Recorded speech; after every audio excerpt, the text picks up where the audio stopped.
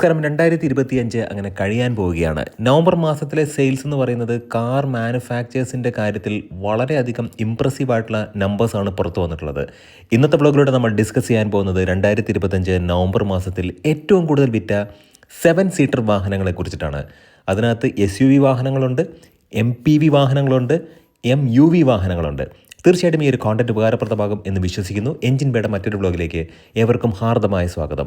നമ്മുടെ ബ്ലോഗും നമ്മുടെ ഇത്തരത്തിലുള്ള കോണ്ടന്റുകളൊക്കെ നിങ്ങൾക്ക് ഉപകാരപ്രദമാകുന്നുണ്ടെങ്കിൽ തീർച്ചയായിട്ടും നമ്മുടെ ചാനൽ ഒന്ന് കണ്ട് വിലയിരുത്തിയതിന് ശേഷം ഒന്ന് സപ്പോർട്ട് ചെയ്യുക, സബ്സ്ക്രൈബ് ചെയ്യുക, മാക്സിമം ലൈക്ക് ചെയ്യുക, ഷെയർ ചെയ്യുക, കമൻറ്റ് ചെയ്യുക. 2025 നവംബർ മാസത്തിൽ 7 സീറ്റർ വാഹനങ്ങളുടെ വിൽപ്പനയിൽ 10ാം സ്ഥാനത്ത് വന്നിട്ടുള്ളത് ട്രൈബറാണ്. റെനോയുടെ ട്രൈബർ നമുക്കറിയാം. ആ ഒരു വാഹനത്തെക്കുറിച്ച് പറയുമ്പോൾ തന്നെ നമ്മുടെ മനസ്സിലേക്ക് വരുന്നത് 1 ലിറ്റർ എഞ്ചിനാണ്. 7 സീറ്റർ വാഹനത്തിന് 1 ലിറ്റർ എഞ്ചിൻ, അതായത് 998 cc, 72 PS പവറും 96 Nm ടോർക്കുമുള്ള ഈ ഒരു വാഹനം അതൊരു 7 സീറ്റർ വാഹനമായിട്ട് ഉപയോഗിക്കാൻ കഴിയുമോ എന്ന് ചോദിച്ചാൽ തീർച്ചയായിട്ടും ഉപയോഗിക്കാൻ കഴിയും. പക്ഷേ അത്രത്തോളം എഞ്ചിൻ അതിനുള്ളൊരു കപ്പാസിറ്റി ഉണ്ടോ എന്ന് ചോദിച്ചാൽ വലിയൊരു ക്വസ്റ്റ്യൻ മാർക്ക് തന്നെയാണ്. തീർച്ചയായിട്ടും ഇതൊരു ബഡ്ജറ്റ് സെഗ്മെൻറ്റിൽ വരുന്നൊരു വാഹനമാണ്. ഇതിൻ്റെ വില എന്ന് പറയുന്നത് 6,29,000 മുതൽ 9,16,000 വരെയാണ്.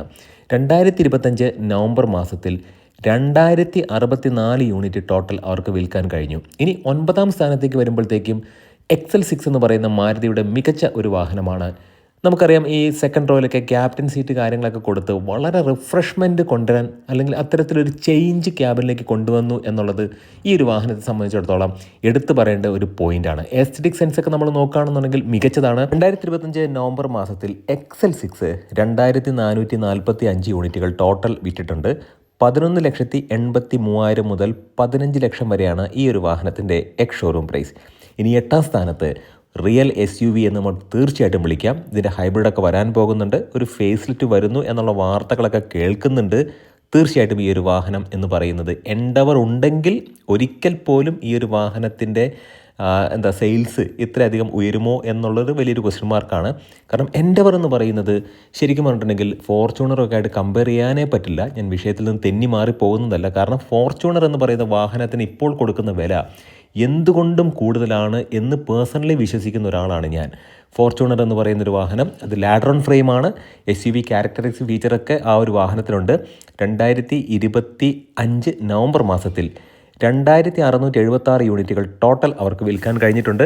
36,05,000 മുതൽ 52,34,000 വരെയാണ് ഈ ഒരു വാഹനത്തിൻ്റെ ഷോറൂം പ്രൈസ്. ഇനി 7ാം സ്ഥാനത്തേക്ക് മഹീന്ദ്രയും ഫോർഡും ഒരുമിച്ച് ചേർന്ന് വികസിപ്പിച്ച ഒരു വാഹനം പിന്നീട് മഹീന്ദ്രയുടെ സ്വന്തമായി മാറുകയും XUV 700 എന്ന് പറയുന്ന പേരിൽ ഇന്ത്യൻ മാർക്കറ്റിലേക്ക് വരികയും ചെയ്തു. സെമി ആക്റ്റീവ് ഇൻഡിപെൻഡൻറ്റ് സസ്പെൻഷനൊക്കെ ആയിട്ട് വന്ന മികച്ച ഒരു വാഹനം തന്നെയാണ് XUV 700. 2025 നവംബർ മാസത്തിൽ 6,176 യൂണിറ്റുകൾ ടോട്ടൽ XUV 700 വിറ്റു എന്നുള്ളത് ശരിക്കും പറഞ്ഞിട്ടുണ്ടെങ്കിൽ അഭിമാനകരമായിട്ടുള്ളൊരു നേട്ടമാണ്.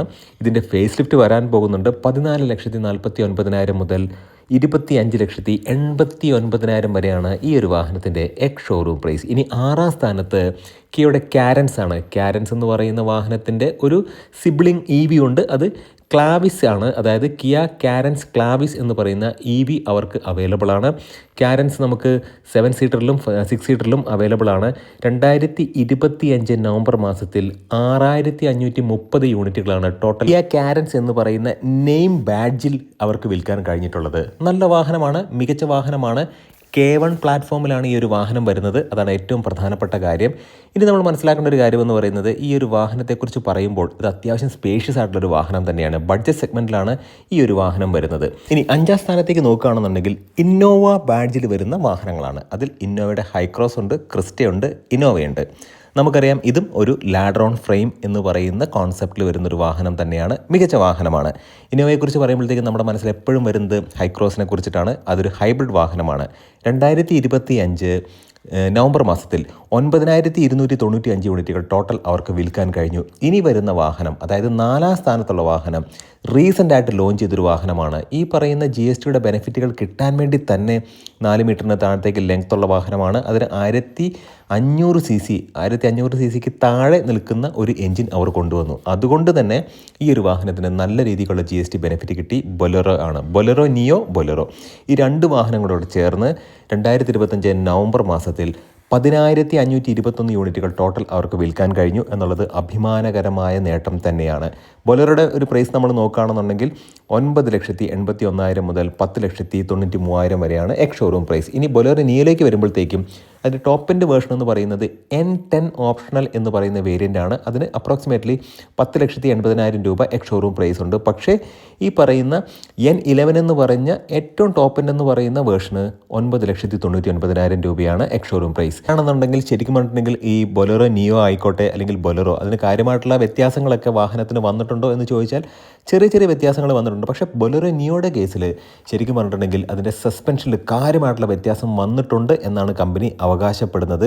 ഫ്രീക്വൻസി ഡിപ്പെൻഡൻറ്റ് ഡാമ്പിങ് അങ്ങനെയുള്ള കാര്യങ്ങളൊക്കെ വന്നു എന്നുള്ളതാണ് കമ്പനിയുടെ അവകാശവാദം. മാത്രമല്ല ഇൻറ്റീരിയർ കുറച്ചും കൂടെ സ്റ്റൈലിഷ് ആക്കി മാറ്റി സീറ്റിൻ്റെ ഒരു ക്വാളിറ്റിയിലുള്ള ചേഞ്ച് അത് എടുത്തു പറയേണ്ടതാണ്. ഇനി മൂന്നാം സ്ഥാനത്തേക്ക് മാരുതി സുസുക്കിയുടെ വാൻ സെഗ്മെൻറ്റിൽ വരുന്ന ഒരു വാഹനമാണ് ഈക്കോ. 13,200 യൂണിറ്റുകൾ 2025 നവംബർ മാസം ഈക്കോയ്ക്ക് വിൽക്കാൻ കഴിഞ്ഞു എന്നുള്ളത് ശരിക്കും പറഞ്ഞിട്ടുണ്ടെങ്കിൽ ഈ ഒരു വാഹനം ഇപ്പോഴും നിലനിൽക്കുന്നുണ്ട്, അത് ആളുകൾ സ്വീകരിക്കുന്നുണ്ട് എന്നുള്ളതിൻ്റെ ഏറ്റവും പ്രധാനപ്പെട്ട ഒരു തെളിവാണ്. 13,200 യൂണിറ്റുകളാണ്. ഒന്ന് ആലോചിച്ച് നോക്കൂ. 5,99,000 ആണ് ഈ ഒരു വാഹനത്തിൻ്റെ എക്സ് ഷോറൂം പ്രൈസ്. ഇനി രണ്ടാം സ്ഥാനത്തേക്ക് നമ്മൾ നോക്കുകയാണെന്നുണ്ടെങ്കിൽ ഒരു മഹീന്ദ്ര SUV ആണ് അവിടെ വന്നിട്ടുള്ളത്. സ്കോർപിയോ നെയിം പ്ലേറ്റിൽ വരുന്ന 2 വാഹനങ്ങളാണ് സ്കോർപിയോ ക്ലാസിക്കും സ്കോർപിയോ Nഉം. സ്കോർപിയോ ക്ലാസിക് ഡീസലിലും മാനുവൽ ട്രാൻസ്മിഷനിലും മാത്രമാണ് അവൈലബിൾ ആയിട്ടുള്ളത്. എന്നാൽ കുറച്ചും കൂടെ ഒരു മോഡേൺ ഔട്ട്ലുക്കുള്ള അല്ലെങ്കിൽ കുറച്ചും കൂടെ ഫീച്ചർ റിച്ച് ആയിട്ടുള്ള അല്ലെങ്കിൽ ഫ്ലാഗ്ഷിപ്പ് മോഡൽ എന്നൊക്കെ നമുക്ക് വിളിക്കാൻ കഴിയുന്ന രീതിയിലുള്ളൊരു വാഹനം തന്നെയാണ് സ്കോർപിയോ N എന്ന് പറയുന്നത്.